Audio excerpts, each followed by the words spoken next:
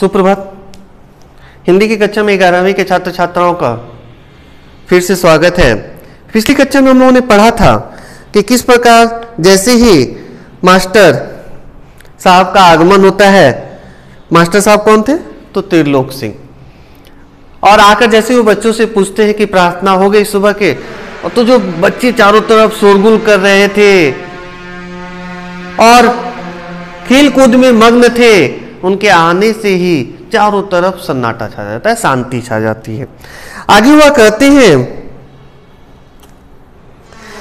कि यह जानते हुए भी कि यदि प्रार्थना हो गई होती तो गोपाल सिंह की दुकान तक उनका समवेत स्वर पहुंचता है ही। माने अगर बच्चे एक साथ सभी प्रार्थना कर रहे होते तो उनकी आवाज तो वहां तक जरूर पहुंचती, जिस दुकान से वो आ रहे थे। वो जानते थे कि अभी प्रार्थना नहीं हुई है, लेकिन उनका क्या था, वो रोज का ये कार्य हो गया था। त्रिलोक सिंह घूर घूर कर एक एक लड़के को देखते हैं, फिर वही कड़कदार आवाज, मोहन नहीं आया आज। अब कौन था मोहन?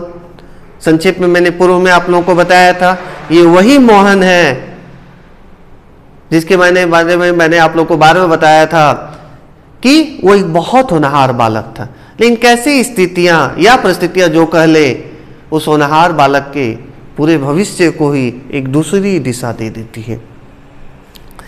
मोहन उनका चहेता शिष्य था। स्पष्ट हो गया यहाँ पे घटना।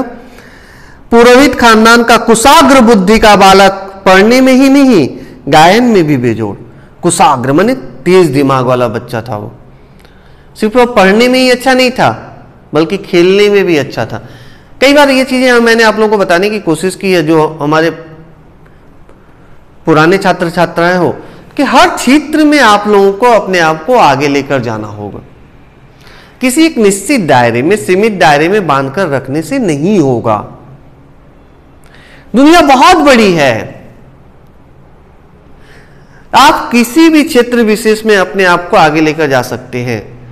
आज हम लोग सिर्फ जब क्रिकेट टीम की बात करते थे तो पुरुष टीम की बात आती थी, सचिन तेंदुलकर, तो आज वर्तमान में विराट कोहली, रोहित शर्मा आदि खिलाड़ियों के नाम हम लोग लेते। लेकिन महिला क्रिकेट टीम, अगर आप लोगों ने देखा होगा, या इसके अलावा भी और बहुत सारे एथलेटिक्स जो हैं, हिमा दास से लेकर और भी बहुत सारे हैं। मैं सबके नामों का उल्लेख अभी आप लोगों के सामने नहीं कर रहा हूं, तो कहीं ना कहीं उन्होंने तो भारत का प्रतिनिधित्व किया है। तो किस क्षेत्र में किया है? खेलकूद के क्षेत्र में ही। इसके अलावा विभिन्न प्रकार के जो कार्यक्रम आप लोग देखते रहते हैं, बच्चे जहां पर अपनी वो शायद नृत्य के हो या संगीत कला का हो, उस मंच पर भी जाकर क्या करते हैं बच्चे, अपने आप को या अपनी आभा को प्रदर्शित करते हैं। तो इसीलिए कभी हमें ये नहीं सोचना चाहिए कि मैं एक क्षेत्र विशेष तक ही अपने आप को सीमित रखूं, या इसके अलावा दूसरा चीज मुझे नहीं करना। अपने आप को समग्र रूप से विकसित होने देना चाहिए। यहां पर इसीलिए यहां पर इस घटना का उल्लेख किया गया है। त्रिलोक सिंह मास्टर ने उसे पूरे स्कूल का मॉनिटर बना रखा था। जैसा आप लोग जानते ही हो, हेड बॉय या हेड गर्ल। तो ऐसे करके क्या होता है, प्रत्येक स्कूल क्या होते हैं कि कुछ बच्चों को भी दायित्व दे देते हैं कि आपको अपने सभी छोटे भाई बहनों का, अपने बड़े भाइयों का या बड़ी बहनों का, या अपने साथ के सहपाठियों का ध्यान रखना है, या सबके साथ लेकर आपको सभी कार्यक्रमों में सम्मिलित होना। कई तरह के देखिएगा हाउस डिवाइड किया गया रहता है, कई क्लब बना दिए जाते हैं। क्यों? ताकि बच्चों को आगे बढ़ने का मौका मिल सके। वही सुबह सुबह हे प्रभु आनंद दाता ज्ञान हमको दीजिए का पहला स्वर उठाकर प्रार्थना शुरू करता था। कौन? मोहन। मोहन को लेकर मास्टर त्रिलोक सिंह को बड़ी उम्मीदें थी। देखिए कई बार हम जो शिक्षकगण होते हैं, सभी बच्चों को समान रूप से प्यार करते हैं, लेकिन क्या होता है कहीं ना कहीं कुछ बच्चों में वो कुछ ऐसी प्रतिभा देखते हैं, उनमें एक ऐसे कुछ गुण देखते हैं जहां पे उनकी आशा जो होती है उनसे और अधिक हो जाती है। वो उनसे और अधिक कुछ अच्छा करने की अपेक्षा रखते हैं, चाहत रखते हैं। तो ऐसी ही इच्छा थी, चाहत थी त्रिलोक सिंह मास्टर के मन में भी। किसके प्रति? मोहन के प्रति। कक्षा में किसी छात्र को कोई सवाल ना आने पर वही सवाल वे मोहन से पूछते और उनका अनुमान सही निकलता। क्या होता था? मोहन ठीक ठीक उत्तर देकर उन्हें संतुष्ट कर देता था। तो यहाँ पे उसकी कुशाग्र बुद्धि का भी पता चल गया। और जब प्रार्थना करता था, प्रारंभिक पंक्ति जब शुरू करता था, उससे उसकी गायन कला का पता चलता है। और तब वे उसे, उस फिसड्डी बालक को दंड देने का भार मोहन पर डाल देते थे।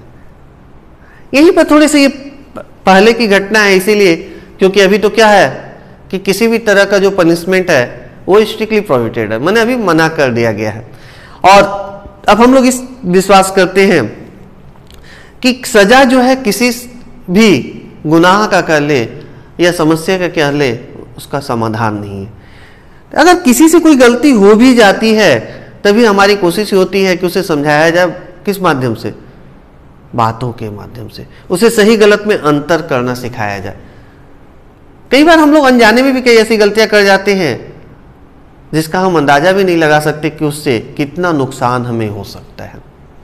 इसीलिए बार बार कहा जाता है कि कोई भी काम करने से पहले उस कार्य के बारे में अच्छी तरह से सोच विचार लेना चाहिए। जैसे बोलने के संदर्भ में कहा गया है ना कि बोली एक अमोल है, जे के बोल जान ही तराजू तौल के तब मुख बाहर आने। यानी अगर हम किसी से कुछ बोलने भी जा रहे हैं तो पहले हमें ये अच्छी तरह से सोच विचार लेना चाहिए कि हम जो बोलने जा रहे हैं उससे किसी को दुख या तकलीफ तो नहीं पहुंचेगा, किसी को कष्ट तो नहीं होगा। तो इसीलिए दंड का विधान अब क्या है, हटा दिया गया है। तो आज की कक्षा यहीं तक, अगली कक्षा में फिर हम लोग इसके अगले गद्यांश पर चर्चा करेंगे। तब तक के लिए धन्यवाद।